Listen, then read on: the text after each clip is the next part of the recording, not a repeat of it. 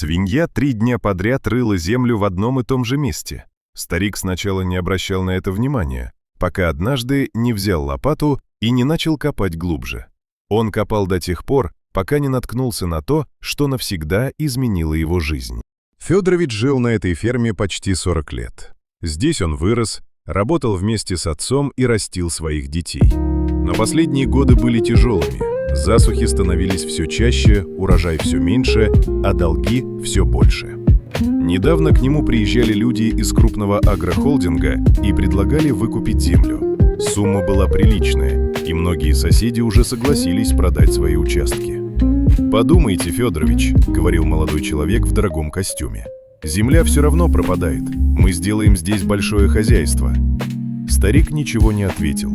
Он лишь смотрел на поле, где когда-то колосилась высокая пшеница. На ферме осталось немного животных, и самым заметным среди них был огромный хряк по кличке Борька. Тяжелый на вид, но удивительно умный. Федорович часто шутил, что этот хряк понимает его лучше многих людей. Однажды утром старик заметил странную вещь. Борька стоял возле старого сарая и упорно рыл землю. Сначала Федорович не придал этому значения, свиньи часто копают. Но на следующий день все повторилось. Хряк снова рыл на том же месте. Земля уже была взрыта, а яма стала глубже. «Ты чего там ищешь?» – пробормотал старик. Борька даже не отвлекся и продолжал рыть с таким упорством, словно точно знал, что под землей что-то есть. На 3-й день Федорович решил проверить. «Ну ладно, посмотрим, что ты там вынюхал». Он взял лопату и начал копать рядом. Сначала попадались только камни и корни, но вскоре лопата ударилась обо что-то твердое. Старик остановился и осторожно разгреб землю руками. Из-под грязи показался угол старого деревянного ящика. Сердце у него забилось быстрее. Он вытащил ящик и открыл крышку. Внутри лежали пожелтевшие фотографии, аккуратно сложенные бумаги и маленький холщовый мешочек.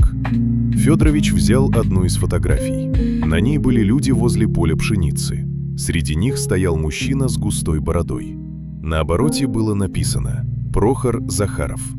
Затем старик достал толстую тетрадь. Это оказался дневник.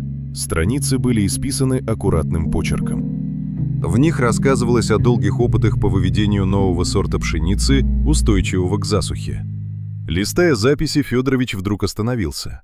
На одной странице было написано: «Сорт назвал «Жар-птица». Если все получится, эта пшеница сможет расти даже тогда, когда земля почти не дает влаги».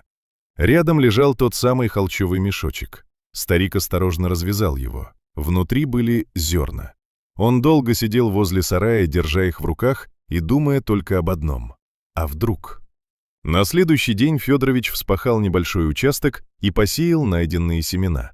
Прошли недели. Весна выдалась сухой, дождей почти не было. Соседи жаловались, что посевы снова погибают. Но однажды утром Федорович вышел на поле и замер.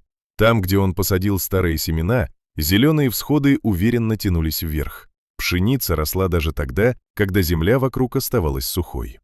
К середине лета колосья стали высокими и крепкими. Такими Федорович не видел их уже много лет.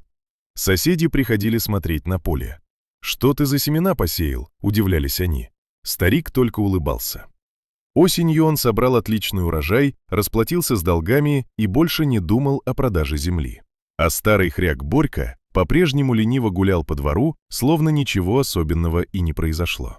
Но каждый раз, проходя мимо сарая, Федорович останавливался и тихо говорил: «Спасибо тебе, Борька. Без тебя я бы никогда этого не нашел». Иногда судьба прячет самые важные вещи прямо под ногами. Нужно лишь терпение. И иногда даже свинья, которая решит копать именно в нужном месте.